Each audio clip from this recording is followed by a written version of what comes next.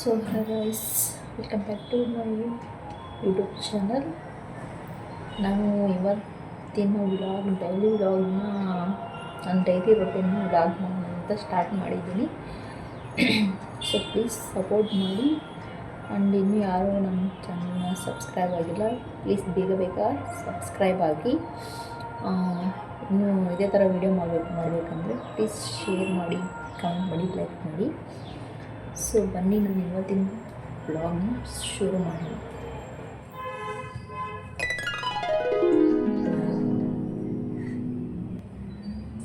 So guys, ನಾನಿವಾಗ ಪಾಪು ಮಲಗಿಸೋಣ ಅಂತ ಪಾಪು ಮಲಗಿಸ್ತಾ ಇದ್ದೀನಿ. ಸೊ ಅವನು ಹೋದ್ರೆ ಮಲ್ಕೊಂತಾನೆ ಇಲ್ಲ, ನೋಡ್ರಿ ಏನು ಗೊತ್ತಾಗಿಲ್ಲ. ದಿನ ಹಿಂಗೆ ಅವ್ನು ಮಲಗಿಸ್ಬೇಕಂದ್ರೆ 1 ಅವರ್ ಮುಂಚೆಯಿಂದಲೇ ತೂಗ್ತಾನೆ ಇರಬೇಕು. ಆಯಿತು ಅಂತ ಹೇಳಿ ಮಲ್ಕೊ ಅಂತ ಹೇಳಿ ಹೋಗ್ತಾ ಇದೆ. ಹಂಗಾರು ಮಲ್ಕೊಂತಾನೆ ಇಲ್ಲ. ಮತ್ತು 1 ಅವರ್ ಆಯಿತು ಗೈಸ್, ಮತ್ತು ಸರಿಯಾಗಿ ಮಲ್ಕೊಂಡೇ ಇರಲಿಲ್ಲ. ಅವನು ಬಂದು ನೋಡೋದೇ ಆಯಿತು. ನಾನು ನೋಡಿ ಮತ್ತೆ ಬಂದು ಮಲಗಿಸ್ತಾ ಇದ್ದೀನಿ. ದಿನ ಹಿಂಗೆ ಅವನು, ನನಗಂತೂ ಸಾಕಾಗಿ ಹೋಗೈತೆ. ದಿನ ಬಂದು 1 ಅವರ್ 1.5 ಅವರ್ ಮಲಗ್ಸೋಕ್ಕೆ ಬೇಕು ಅವನ್ನ.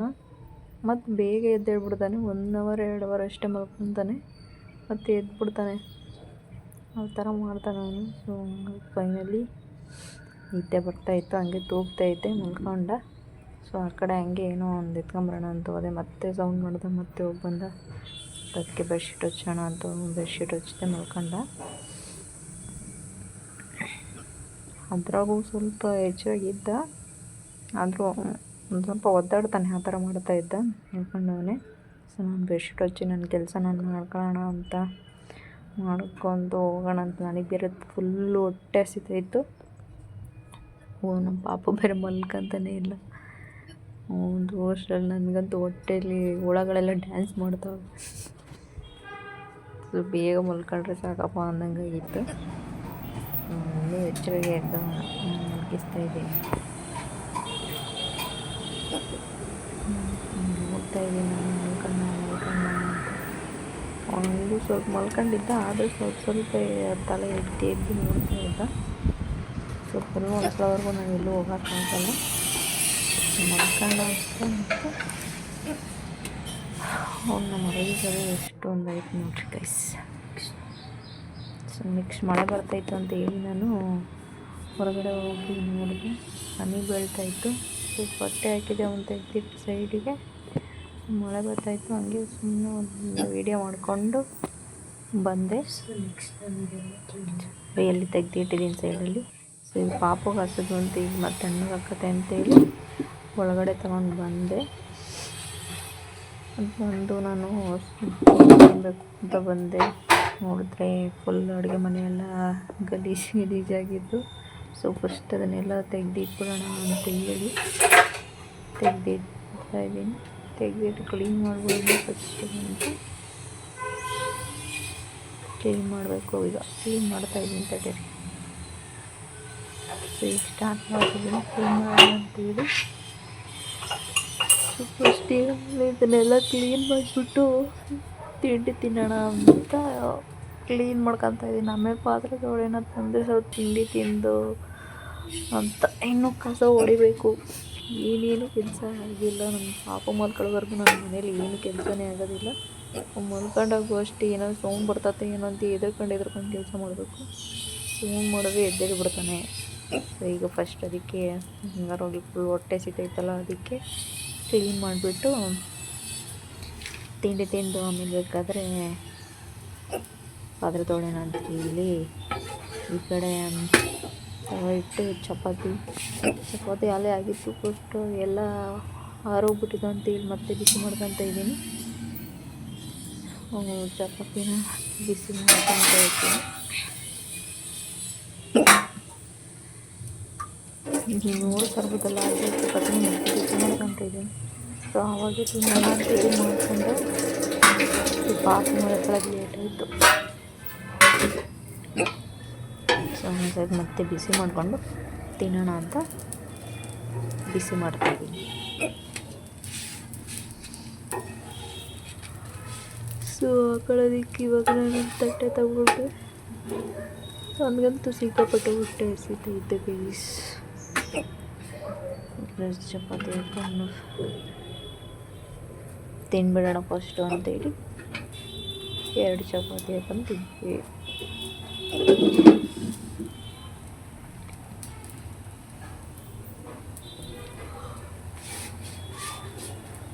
ಚಪಾತಿಗೆ ಏನಪ್ಪ ಅಂದರೆ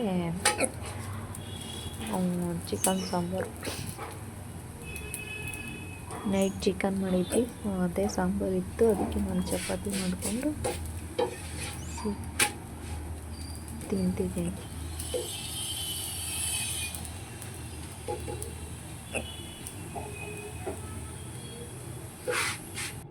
ಚಪಾತಿ ಬಿಸಿ ಮಾಡ್ಕೊಂಡಿದ್ದಾಯ್ತು ಗೈಸ್. ನಾನು ತಿನ್ನೋಣ ಅಂತ ಹೊಟ್ಟೆಗೆ ಹಾಕೊತಾ ಇದ್ದೀನಿ. ಚಪಾತಿ ಹಾಕೊಂಡು ಸಾಂಬಾರು ಹಾಕೊತಾ ಇದ್ದೀನಿ.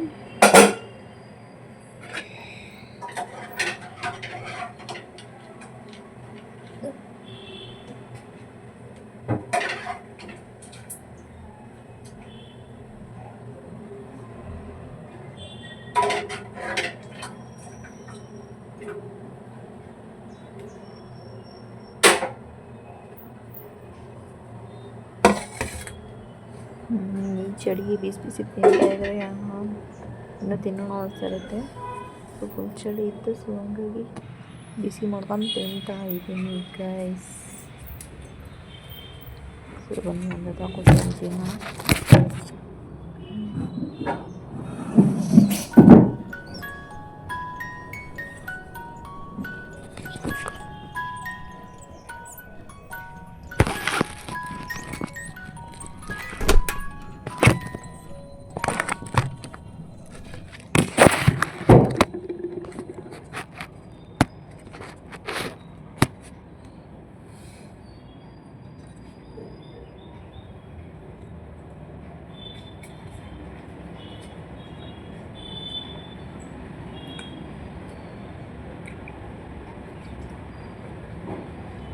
ತಿಂತಾಯಿದ್ದೆ. ಹಂಗಾದ್ರೂ ಪಾಪು ಸೌಂಡ್ ಮಾಡ್ತಾಯಿದ್ದೆ, ಆ ಕಡೆನೇ ನೋಡ್ಕೊಳ್ಳೋದಾಯ್ತಾಯಿತ್ತು. ಹಂಗೂ ಸ್ವಲ್ಪ ಎಚ್ಚರ ಬಂದ್ರಿ. ದೊಡ್ಡದು ಮತ್ತೆ ಅಳ್ತಾ ಇದ್ದ ಅಂತೇಳಿ ಎದ್ದು ಹೋಗಿದ್ದೀನಿ.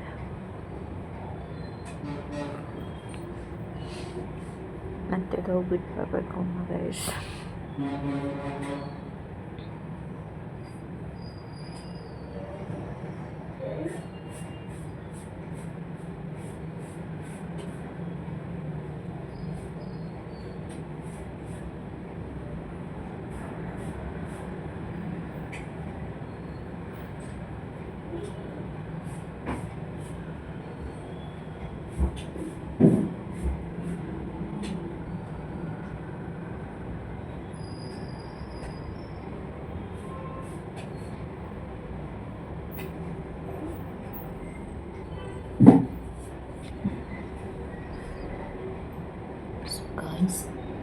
ನಮ್ಮ ಪಾಪು ಎದ್ಬಿಟ್ಟಿಲ್ಲ. ಮತ್ತೆ ಹೋಗಿ ಮತ್ತೆ ಮಲಗಿ ಸ್ವಲ್ಪ ತಿನ್ನಬೇಕು.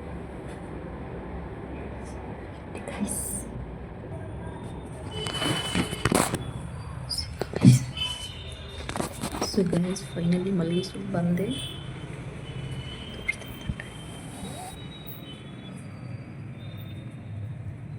ಇದರಲ್ಲಿದ್ದ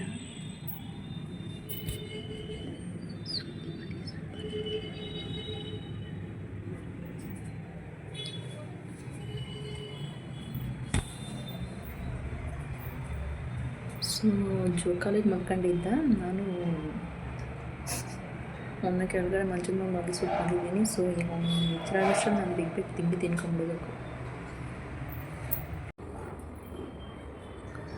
ಸೊ ತಿಂಡಿ ತಿಂದಾಯಿತು, ಕಸ ಹೊಡೆಯೋಣ ಅಂತಂದು ಕಸ ಹೊಡಿತಾ ಇದ್ದೀನಿ. ಮತ್ತು ತಿಂದ್ಬಿಟ್ಟನಪ್ಪ ಅಂತ ಹೇಳಿ ಕಸ ಹೊಡೆದು ಈಗ ಕಸ ಹೊಡಿತಾ ಇದ್ದೀನಿ.